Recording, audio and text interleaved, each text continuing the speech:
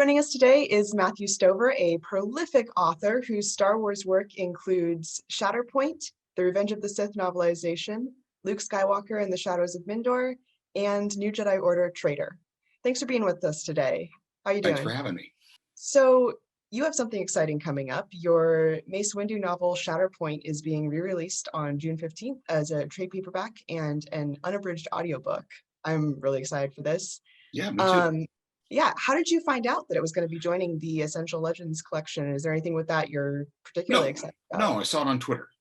Oh, really? I had no idea. Some fan posted it on Twitter.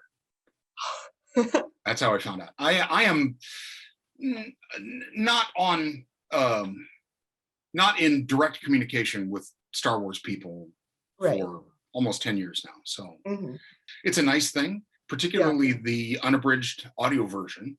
Yeah. Because the original audio version, which is actually very good, was, if I recall correctly, they had to go into production with that before I had actually delivered the final manuscript, and so it's missing some things like the epilogue of the book and stuff like that. Didn't make it in there, and of course it was abridged as well.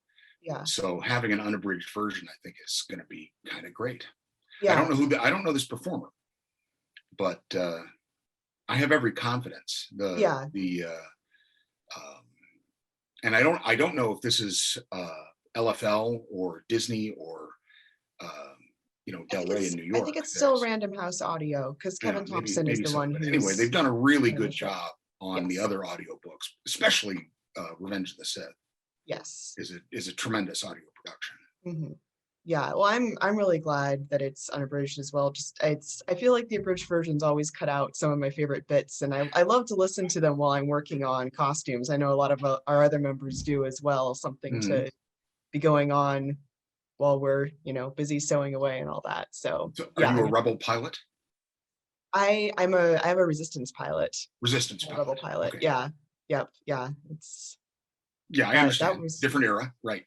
Yeah, different era, but yeah, that was definitely one of the more challenging costumes. Yeah. Cool. Yeah. So with the book, with Shatterpoint, there are some very dark themes in it, as Mace is really struggling to decide what's the right thing to do in this complex and violent situation on his homeworld. What inspired you to write about such heavy stuff, or was the other way around that Lucasfilm and Del Rey approached you saying, hey, we want to write this really hard book about Mace? Here's the way it worked. They approached me to write a book about Mace, and they left it up to me what kind of book it was going to be. So I read everything that was available on Mace at the time, which was mostly the comics. And gathered what I could, threads of his background and stuff like that out of that, and pitched them a story that was very much like an episode of The Mandalorian, for example. It was Wild West kind of thing. Well, Wild West, except in an urban setting. It was going to be set in Nar Shaddaa. Okay. If I don't know how much expanded universe you're hip to, but the Smuggler's Moon, all the books behind me, So it's going to be set in Nar Shaddaa, and Mace infiltrating to deal with I think Hutt gangsters, and making friends with a cocky pilot and a comic relief droid, and the whole kind of standard Star Wars stuff. And it took me, I don't know, at least a couple of months to put an outline together for that story. And I sent it off to my editor in New York, Shelley Shapiro, and she forwarded it to Sue Rosney, who was ran the book program for LFL in those days. And the word I got back was, this is not what we're looking for at all. And the word had come down from on high, by which I assume I don't know, one of the upper level management above the editorial creative level, Uh-huh. that their idea for this was a horrors of war novel, um, along the lines of All Quiet on the Western Front. To which I replied, "Have you read All Quiet on the Western Front? Everybody dies. You really don't want me to kill Mace in this book." No. Right. So He's kind of important. a little bit, but I was thinking a lot about the kind of underlying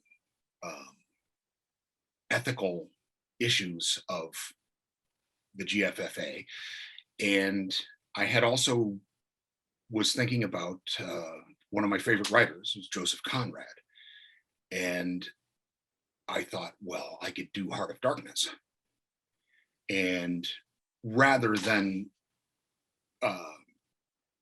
put that out straight out like that, the way I pitched it to them is I didn't even have to write an outline. I called them up and said, well, here's my idea. What if I do Apocalypse Now with Jedi in it? And they said, perfect, do that. And that's exactly what I did. Although it's really more Heart of Darkness than Apocalypse Now, but they're, the two are clearly related. I read both of them, both Heart of Darkness and Shatterpoint, for the first time around the same time period in high school. And yeah, I noticed the parallels then. So oh yeah. Yeah. Oh yeah, it was entirely intentional on my part. So one of the things that I really love about Shatterpoint is the world building around the nomadic Kurani people, especially Mace's memories of how things were when he visited his homeworld as a teenager before all of this bad stuff happened. Right. Were there any real life cultures that you based them off of? Not as far as I can remember. I'm not really an expert in anthropology, but it's my impression that there are very few nomadic cultures in jungle environments. The nomads tend to operate in harsher, Deserts less forgiving environments where they need to maintain herds. They can't just hunt and gather for their support. The cultural kind of world building was almost entirely inspired by John Ostrander story in the comics, which, if memory serves, might have been Emissaries to Malastare. I don't remember. I can't remember exactly which story it was, but right. It involved Mace and Depa fighting mutant act dogs in an arena on Nar Shaddaa. And they had mentioned in passing that that actual act dogs are fierce and loyal and are bred by the Korani, bred by Mace's people to guard their grasser herds. And so the structure of the grassers and the way the act dogs work, a lot of that just came from my desire to use the jungle as a metaphor for the dark side of the Force. And the jungle prospectors, the foreign colonists, well, that's pretty much straight out of Heart of Darkness as well. Yeah, that's why they're in there. Yeah. And also to frame the struggle as basically an anti-colonial kind of thing. Yeah, I really enjoyed the part where, because it's the hypothesis that the Kurani people came from, like stranded Jedi sort of thing, where Depa and Mace are talking about, like, why they fight against the jungle like that is because they're descended from Jedi. Like, that's such a good thing with the narrative of, like, the jungle is the dark side kind of thing. It's you fight it because the only other thing you can do is accept it, and that's Right. Yeah. You can either try to profit off it, or you can try to control it. Yeah. Yeah. So the title of the book, Shatterpoint, Mace's unique gift within the Force, is that a concept that you came up with? Well, it's a name that I came up with. Yeah. Um, I I was thinking about this. They actually asked me about this in a interview I did a couple of months ago, and it occurred to me that I probably got it. The ultimate inspiration for the Shatter Points was from a Marvel character, one of the Inhumans, who is called Karnak, and that was his particular ability. This is something I was not thinking about when Yeah. I wrote it, but it just sort of came to me that yeah, that's what Karnak can do, is see weaknesses in things and strike them with his hands in ways that, you know, break them. The immediate inspiration for the Shatter Points was actually the climax of Attack of the Clones, where we see Mace in the arena on Geonosis, uh, Awesome scene of, not even yeah. actually fighting Hmm. Jango Fett, the deadliest man in the galaxy, Hmm. who we just saw him hand Obi-Wan's ass to him. Yeah. He's a legitimately dangerous dude. Yeah. Um, and Mace, He just kind of we're saunters not up even to him and trying. is like, we're It's done. he's not even really looking at it.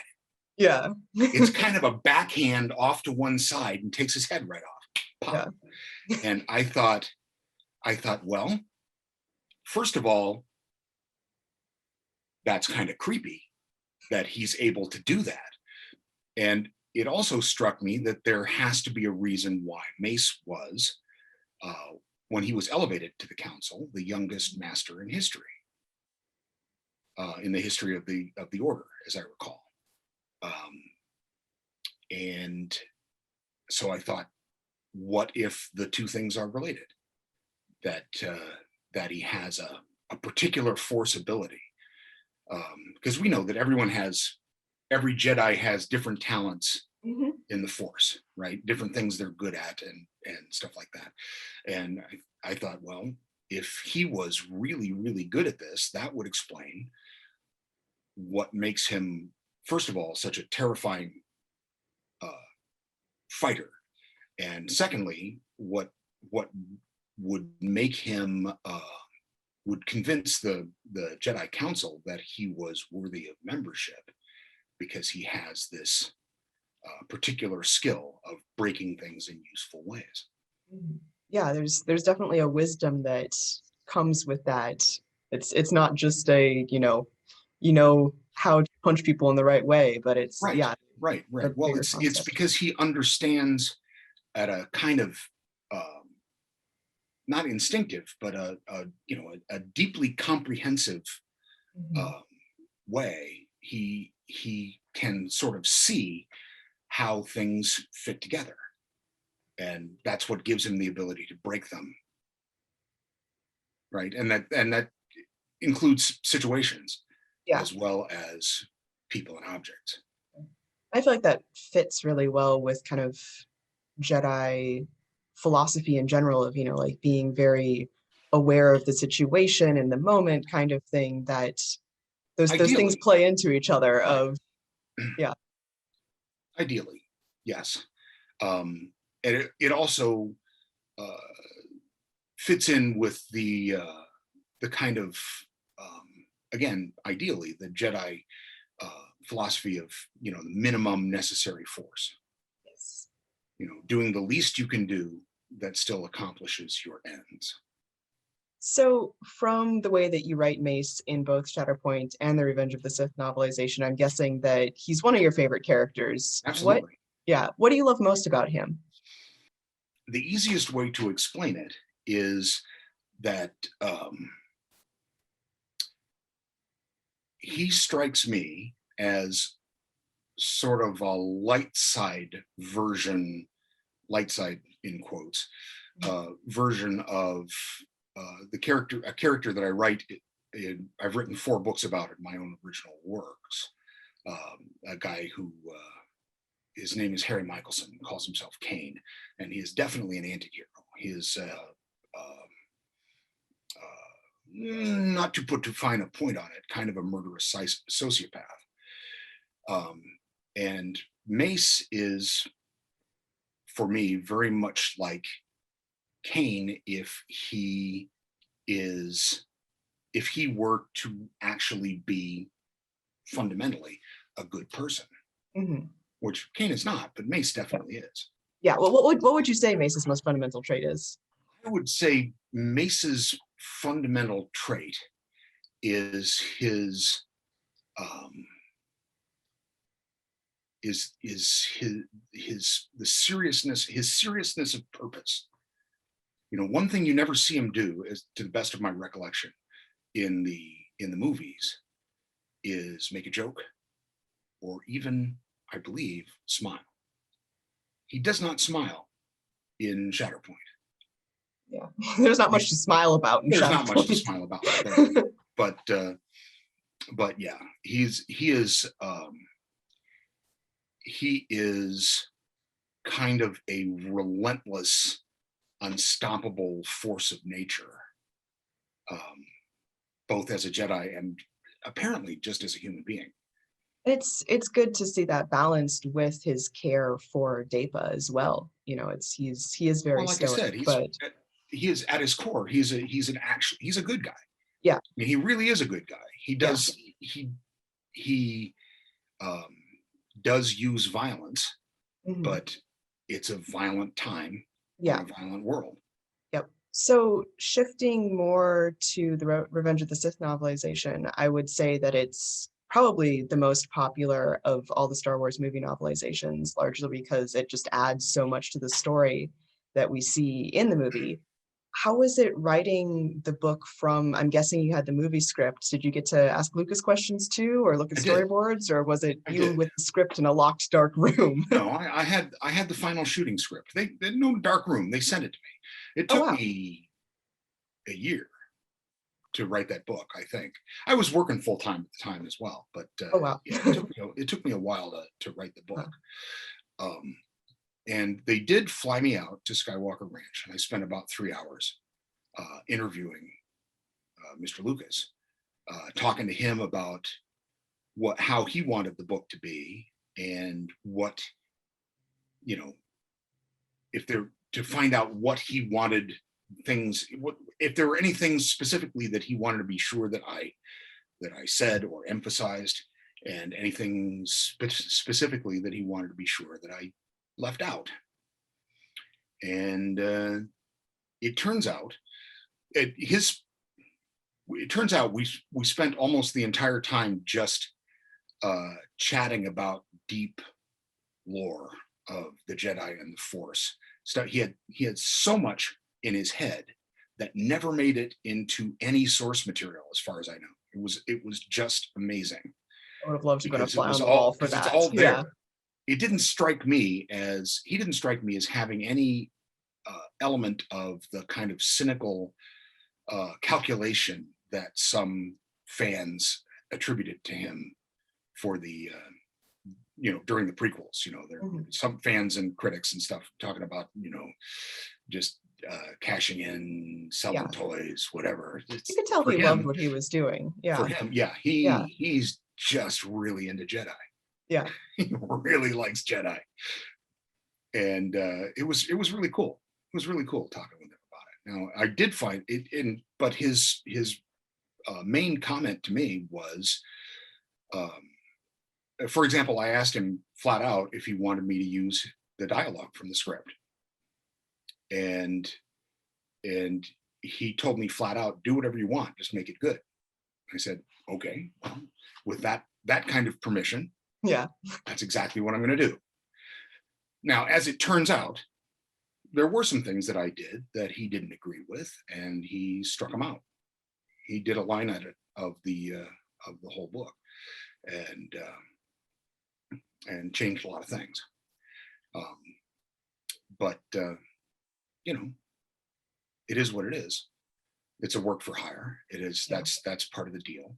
And I think that his edits improve the book rather than the other way around. It felt like, I get the impression that this was definitely sort of his masterpiece kind of thing with it. It's he Well, this is what we were expecting. to be the We thought it was last. the Yeah. last. Yeah. And as he thought it was the last. Hmm. Now, uh, my now ex-wife said to me after I delivered the book, she said, "You know that this isn't over, right?" And I said, "Well, he says it is." And she said, "Look, he's had his head full of Jedi for more than 30 years. Yeah. It's not just gonna stop. You He's can't really flip that switch. just Yeah. gonna stop." Right. And she Yeah. was right. So the novelization has a lot of fantastic prose and motifs, and it sounds Thanks. like you took your free reign with that and did a really good job. One that really sticks out to me is the imagery of there being a dragon inside of Anakin that's constantly whispering to him that even stars burn out. Mhm. I love that phrase, even stars burn out. I'm an astronomy nerd, so of course I Oh, do. right. Well, of course. Was there anything in particular that shaped that motive? Well, yeah, actually, oddly enough, that was one of the original version of that motif was not cold, was not a dragon of cold and death, but was a more traditional dragon. I was the using it as a metaphor for the internal workings of a fusion engine, right? This Mhm. incredible burning power um, that that was always trying to leak out of Anakin's heart, and he was going to unleash his fury. Mhm. And Mr. Lucas took all that out, all of it, and it was as the Dead Star Dragon is. It was a running motif that ran through the entire book. Oh, It was kind of the controlling image for Anakin's character, yeah. um, because I made the fundamental mistake of thinking that the dark side was about anger, but it's not. It's about greed, I'm guessing is what Lucas Fear. said. Fear.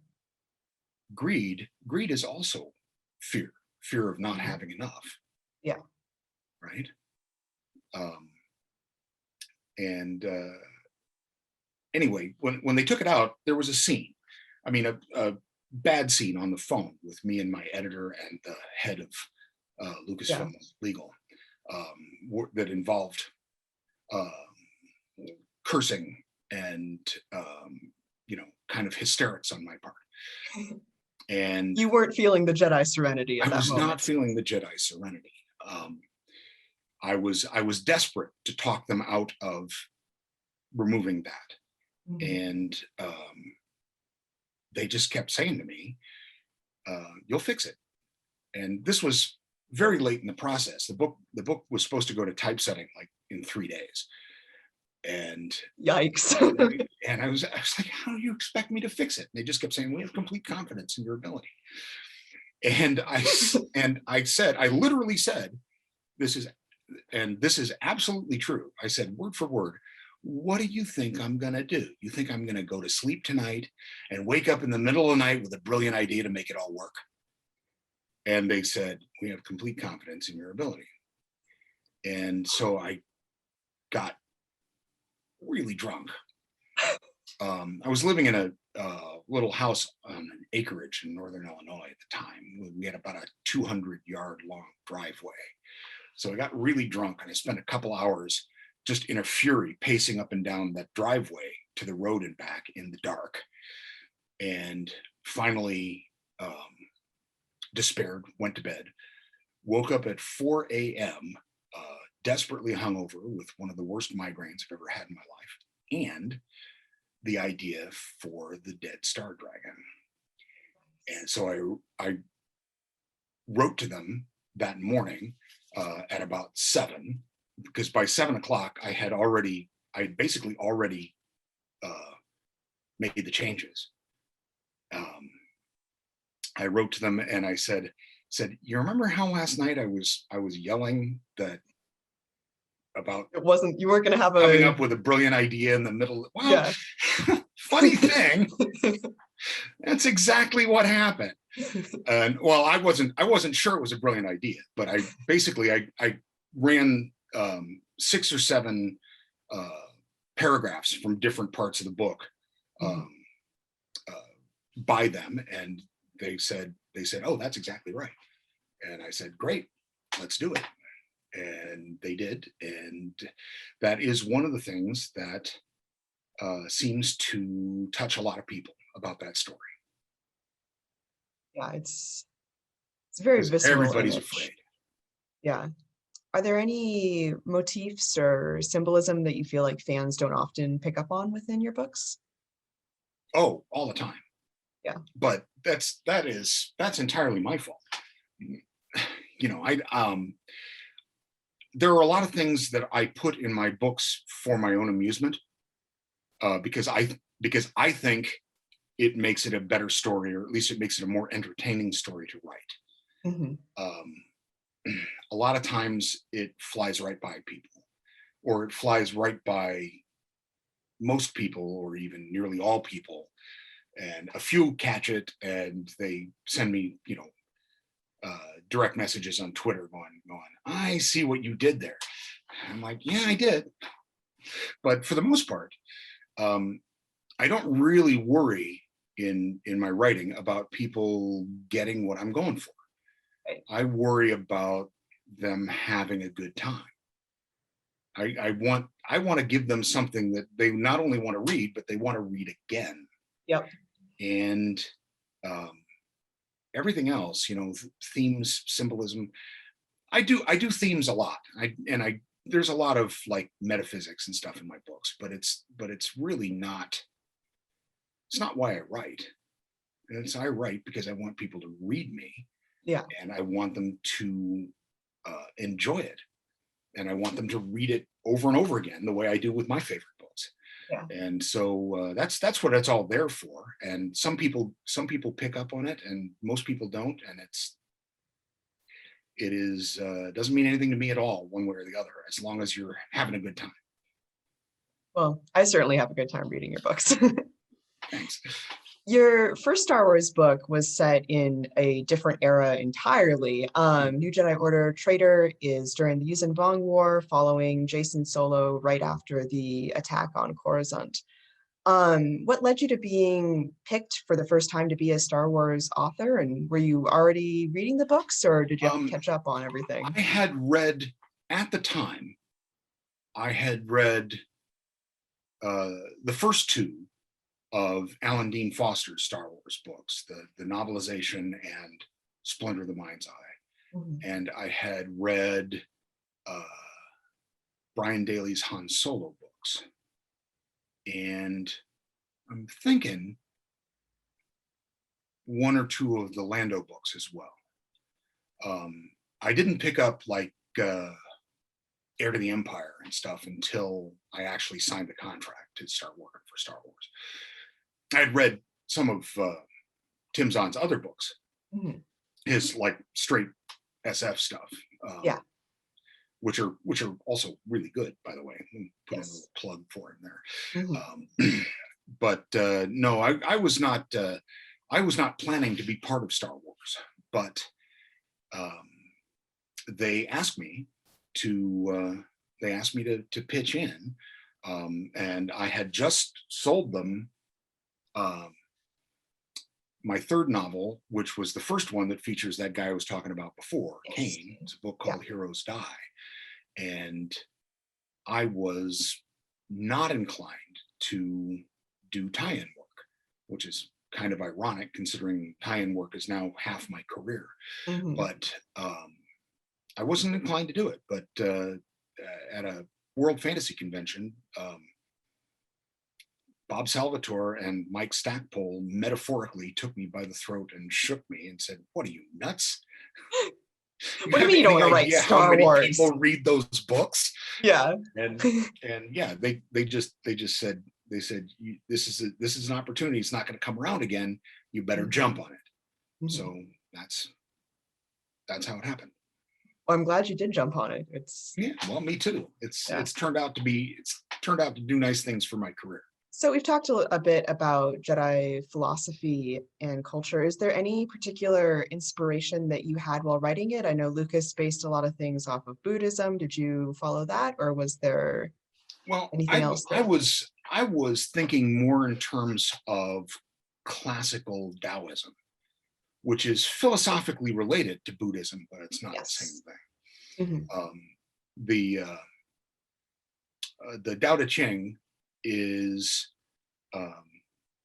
well, let me put it this way: the first um, the first, what do they call it, quatrain, whatever it is, of the Tao Te Ching is usually translated, the way that can be weighed is not the eternal way. But it can also be translated, the force that can be forced is not the eternal force. And that just kind of sparked something in me. Yeah. And I was not really that familiar with it when I started working on Trader, but the character of Vergere, Yeah, she's fascinating. is she's very, very much in the vein of a Taoist sage. In a Taoist sage for a brutal, violent situation. Yeah, a Taoist sage who's kind of gone a little off the wall. Yeah. Yeah. Well, they were, as I understand it, I'm not an expert on this. Mhm. As I understand it, they were very fond of puns and puns, jokes, tricks, ways to basically get your analytical mind out of the way so that you could understand truths that are not accessible by rationality. There's another story about Trader as well, but I don't know how much time we have. Basically, that was another desperation move on my part. The story that they had originally asked me to write about Jason and Vergere involved some specific things they wanted Jason to learn. And one of the other writers, not knowing that LFL wanted this stuff to happen in my book, had them happen already before my book was even written. And so I was out at a story conference and had another one of those what am I going to do now kind of things. And overnight, I got this idea of relating Vergere to a Taoist sage, and